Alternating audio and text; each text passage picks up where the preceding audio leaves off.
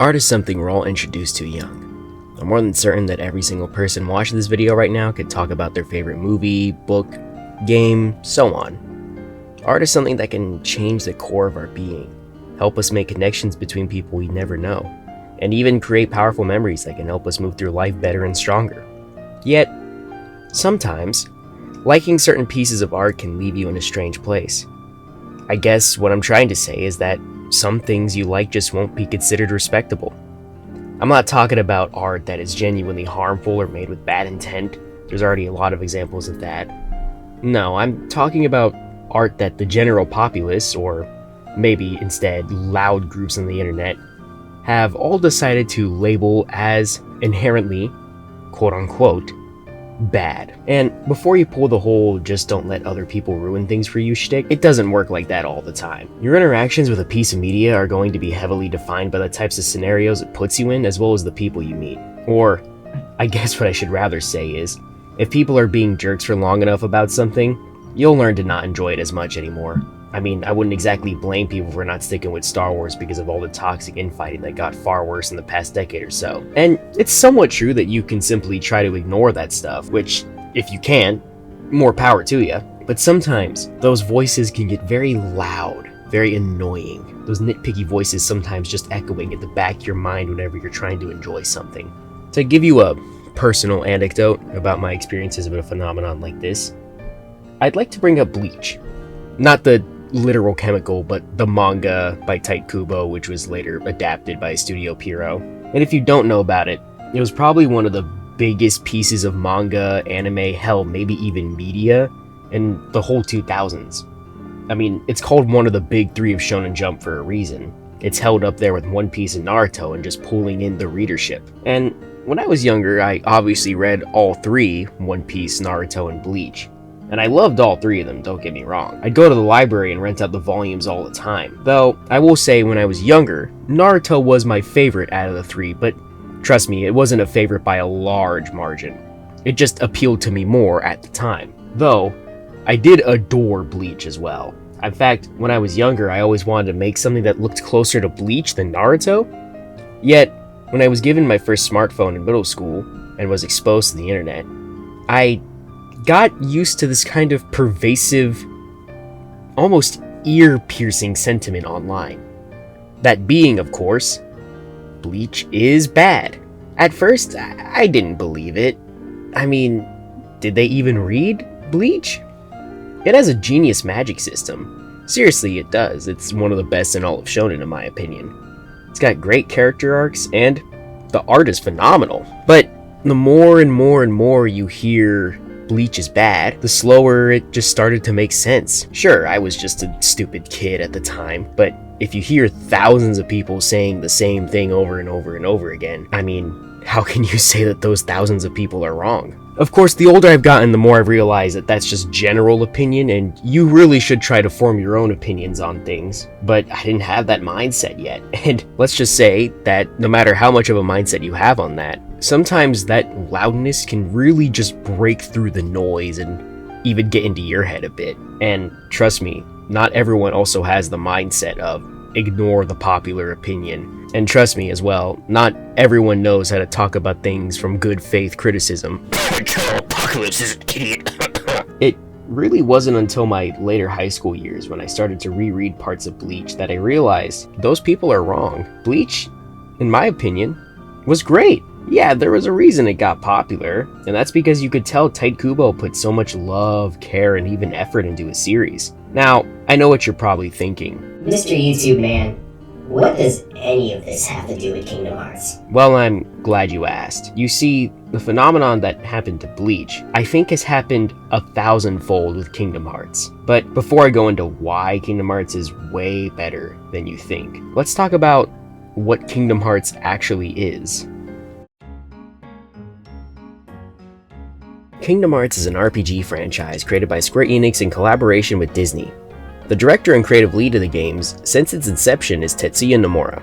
There's a lot of rumor and sort of, I guess, a mythology around the creation of the series, but the general story seems to share the same general beats from what I've researched. In the late 90s or early 2000s, two major producers and creatives of Squaresoft, oh, By the way, Square Enix wasn't always Square Enix. In fact, Square Enix is the result of two of the biggest RPG developers in Japan merging in the early 2000s. Squaresoft, famous for Final Fantasy, and Enix, for creating Dragon Quest and a lot more, just to let you know. The producer and creative, of course, being Shinji Hashimoto and Hironobu Sakaguchi. And these two were major players in the environment of Square. Sakaguchi especially, since he had been there since the early days and he'd helped create the Final Fantasy series and all sorts of other stuff. Hashimoto was pretty big too, mind you. He helped produce Front Mission, Einhander, and so many other games that were really big on the PS1 and before. Basically, these two producers and creatives were discussing the huge success of a game called Mario 64. More or less, they were discussing how they could feasibly make a game that sells as well as a Mario game. Mind you, Square was on a hot streak during this time, the average game selling tons of copies because Final Fantasy VII basically made them a household name across the world. One of them mentioned that the only characters as popular as Mario were characters from Disney. Luckily, Tetsuya Nomura happened to overhear this conversation. You see, at the time, Nomura mostly worked as a character designer, graphic designer, monster designer, and a general artist, but he really wanted to get more into the directing space. Thus, he respectfully entered the conversation and asked to direct this project, which they agreed. So, funny thing about this at the time is that Square was actually working in the same building as Disney. Disney Japan was literally the floor above them. And one day, Hashimoto met with a Disney exec in an elevator and proposed the idea in the elevator. Talk about an elevator pitch, am I right? There's a lot more I can get into. Seriously, the series has a very well documented and storied history. I will say this though, something like this was unheard of at the time, and on top of that, there really weren't games quite like Kingdom Hearts at the time either. It combined elements of turn-based RPGs, action games, and 3D platformers. Hell, when they showed it off to E3, nobody knew what to make of it. It was surprisingly boundary pushing for the time. Mind you, this was a very fluid and rapidly progressing time for games. I mean, you had games like Grand Theft Auto come out, and Kingdom Hearts wasn't the first action RPG, but it was the one that really changed the medium in a drastic way. But enough of talk about that. Let's talk about my personal experiences with the series. I was shown Kingdom Hearts from a very early age, similar to Final Fantasy actually. I remember my dad and his friends pulling out an old PS2 and popping in the game. I remember them playing the Neverland world and saw this cool looking character with a giant key fighting shadow monsters and literally flying. This was probably one of the coolest things my kid brain had ever seen, and since then I was hooked. I never really got a hold of the games until I got a PS3, but I did read out the manga all the time in my local library and read it whenever I could. When I did get my PS3, which mind you was very late into its life, like the PS3 had already been out for a year, but I didn't care.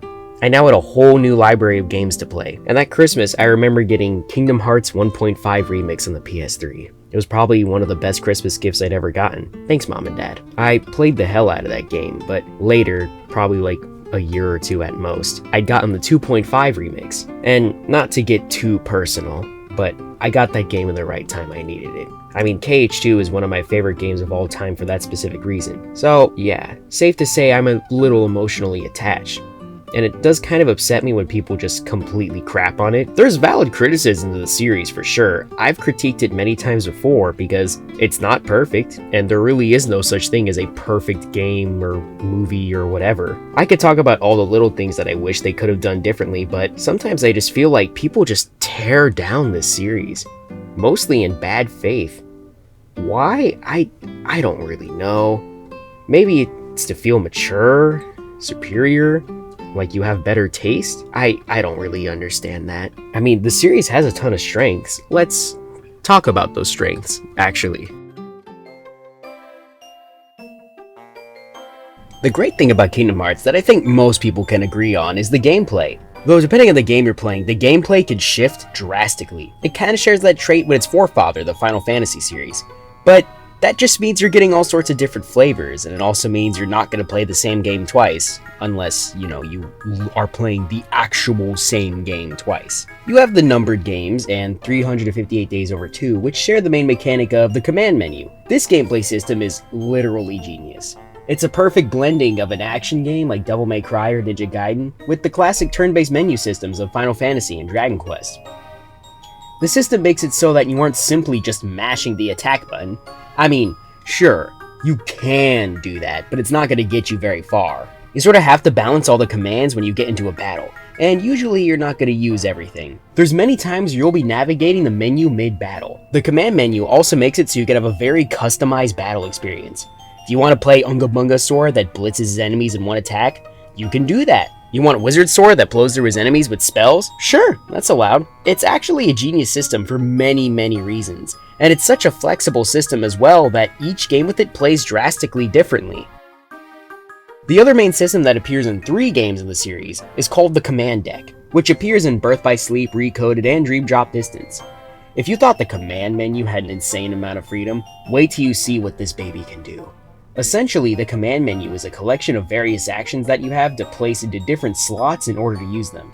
Mind you, they are usually special attacks, moves, spells, etc., not items. What these allow you to do is basically create a unique build of your character you're playing as, but you also have to heavily consider what moves to even pick. Do you really want to get rid of Cure to replace it with Sonic Blade? Are you leaning into attack-heavy stuff, or spell-heavy stuff, or support stuff? Well, better make your choices carefully, because you're only allowed a certain amount of room. You're probably thinking, Mr. YouTube Man, if there's limited slots, then isn't it less customizable? Oh, but that's where you'd be wrong, my friend. You can make your build super unique, but because of the limitations that are available, you have to actually consider it and actually move through with it. There isn't no half measures here. You either go with your build or you leave it behind. No in-betweens.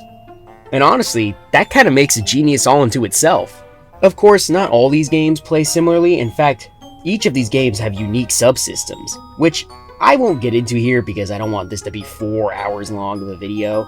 There are also the games that have completely unique systems unto themselves, such as Chain of Memories, which is an action RPG card battler. I guess I could describe it as Slay the Spire meets Kingdom Hearts, or maybe Slay the Spire pulled influence from this game? I wouldn't really know, but it's surprising that this game was way ahead of the curve. Like, if it was released today, then it probably would be a bestseller. Oh, what's that? Oh, it was the 24th highest selling game on the GBA? Oh, so it was always a bestseller. That's cool. You know, all this stuff has got me thinking about how influential KH really is, especially gameplay-wise. I mean, it did help popularize action RPGs. It wasn't the first action RPG, sure, but it definitely helped push the idea and gameplay style into the mainstream. Hell, the last 2 mainline Final Fantasy games have been action RPGs that borrow influence. I wouldn't be surprised if more and more games are becoming action RPGs, partly because of KH's indirect influence. Nomura even literally directed the FF7 remake, and... oh, was that? Well, is that the command menu? I mean, I know he was the guy that made Kingdom Hearts, but still, its influence is everywhere. It seems like Kingdom Hearts has always been somewhat ahead of the curve, or maybe Nomura is? I wouldn't really know, but hey, thanks Nomura. Speaking of which, this isn't really the controversial thing that people fight over the KH series. I mean, sure, maybe people argue about which gameplay style is better and all that, but that's not what really people call bad or call doo-doo or caca. No, that of course would be the story. The story of Kingdom Hearts is a huge source of contention for many people, and honestly, I don't really fully get why. Sure, is it a perfect story? No. It's not some hyper-nuanced political thriller or mega philosophical work either, but it focuses on what it needs to, and I'd say it conveys what it wants to pretty succinctly. Now, I don't think the themes of Kingdom Hearts are what people dislike. No, instead we have to untangle a word that people use a lot. And truth be told, as a creative and a writer, the use of this word has always irritated me. Not because it's always used in bad faith, though it is in a lot of examples, but I get more frustrated with it because it's used so much and to the point that I don't even think people know how to use it correctly. That word being convoluted. This word to me comes with a lot of contention, especially when it comes to Kingdom Hearts. Allow me, for just a moment, to give you the Cambridge Dictionary definition to the word convoluted. Expression in speech or writing, having a complicated structure and therefore difficult to understand. To elaborate further, the term convoluted usually refers to things that are incredibly intricate, twisty, and complex, though it's usually used as a negative descriptor to mean that the story is hard to follow. I do understand where that idea comes from, but I disagree with where the sentiment comes from when it comes to KH. Many would like to argue that the plotline is hard to follow simply because it's dense with a lot of keywords, and I will concede that yes, Kingdom Hearts uses a lot of keywords. Though it's not inherently a bad thing, keywords are a classical writing technique that has existed for a long time. To give you another example, Star Wars is a series that uses keywords all the time. Force, Jedi, Sith, Empire, Republic, etc. Keywords are usually shorthand for the writers of a series to convey complex ideas or philosophical points to their audience. This is why Kingdom Hearts mentions light, hearts, darkness, friends, and a ton of other stuff, because it's a series heavily focused on those concepts. Where I think the idea of KH being actually convoluted comes from is more so of how the series used to be distributed. The series was sort of released in a strange way. Let me lay it down like this for you. Kingdom Hearts 1 was released on the PS2 in 2002. The immediate follow-up was Chain of Memories, released on the GBA in 2004. After that, Kingdom Hearts 2 was released on the PS2 in 2005, which already probably caught a lot of people off guard. They probably didn't even know there was a GBA game, or maybe they did, who knows. But the next game after that was 358 Days Over 2, which is a game that fills in the gaps between 1 and 2 with Chain of Memories, and that was released on the DS in 2009. Now, so far, that doesn't sound too terrible, right?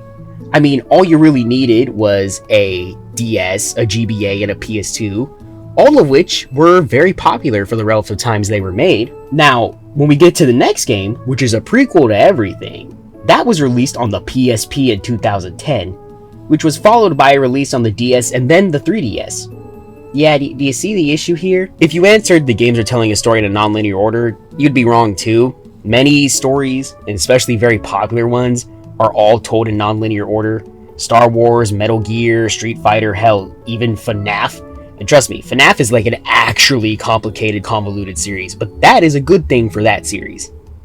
No, the actual issue is that if you were a kid or a preteen and wanted to keep up with the story of Kingdom Hearts, you needed a PS2, a GBA, a DS, a PSP, and a 3DS. Most of which you either aren't gonna have or weren't able to get. And trust me, all of these games are part of the main story. There's no such thing as a spin-off. Instead, all these games are part of a continuous plot. Now, while you'd think you'd only have to play 1, 2, and 3, which, trust me, is simple misunderstanding, and I'll concede that at a first glance, that would come off as very confusing. Now we live in a time with things like the MCU, where you could easily figure out that merely playing KH2 for a couple hours, you'd realize, oh, yeah, something was happening in between games, huh? This isn't the immediate number 2. The series also makes it incredibly clear that the games that aren't numbered titles are still mainline games. Even the rhythm game is furthering the main plot in some capacity. The best way to look at the numbered titles is as benchmark titles, where the plot points would finally reach their resolution or a boiling point. But see, now, we have a great fix to the problem. Over the past decade or so, SquareEnix has compiled all the games into various collections.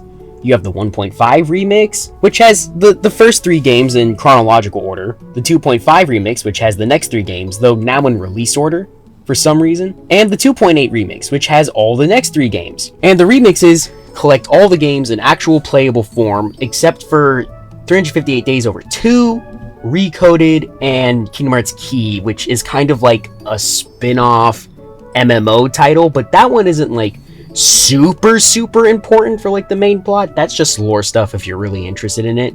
I don't know, I've never played it, but that's what it came off to me as. Mind you, I want to put this here, you don't actually have to play the MMO to understand everything that's going on, because that would simply be a ridiculous ask for any company to do. Anyways, we also got the all-in-one package, which collects all these games, except 3 to my knowledge, into a very digestible package, though I do wish they'd collect them in release order, because I do believe it's the best way to experience it. But that's only a minor issue. With that being said, that's all the main points I gotta make about the story. But I would say there is one plot point that I don't agree with the overall Kingdom Hearts timeline. And major spoilers, I guess, I don't really want to ruin the games for you. But there is a point where they do introduce time travel into the series, and that's where I think they maybe push it a bit too far, and I'll give you that. That specific plot point is not great whatsoever. But usually Kingdom Hearts, outside of that one plot point, and normally outside of that one particular plot point where a bunch of characters come back through time to become the main villains in another game, is generally pretty straightforward. It's usually just light and keyblade users, good guy. Heartless, Maleficent, all these guys, bad. It's very straightforward stuff. It's not as crazy as FF7. And I love FF7. That game is pretty complicated. Not bad, complicated can be good. But I hate that people are calling this series convoluted in a negative tone when, I'll be real, I can name many other franchises that are way more convoluted. Metal Gear is another one I absolutely adore. It is not that crazy, but I don't want to get into like a 7-hour rant. So how about I just cut it off here and let's just get to the end of the video. Overall, Kingdom Hearts is a classic RPG series. I honestly believe it stood the test of time, and it could easily stand next to the other major series in this space like Elder Scrolls, Final Fantasy, Dragon Quest, Baldur's Gate, Dark Souls, and all the other ones you want to list here, because there's a lot of classics in the genre. And it's crazy that it can do that, because it's one of the rare examples of having one man as a major director and creative voice in it throughout its lifespan. That can't be said for a lot of other major gaming franchises. Not that that's a bad thing. Usually a change in guard and creative direction can be a good thing. But the fact that this series has stayed so consistent while having one guy mostly at the wheel is practically unheard of. This was meant to be a bit of a shorter video where I talk about some of my personal feelings on Kingdom Hearts, and hopefully you enjoyed that. With that being said, I hope you like the video, subscribe, hit the bell, whatever. I'm not going to make you do that, because if you didn't enjoy the video, then you don't have to. With that being said, I hope you liked it, and I'll see you next time.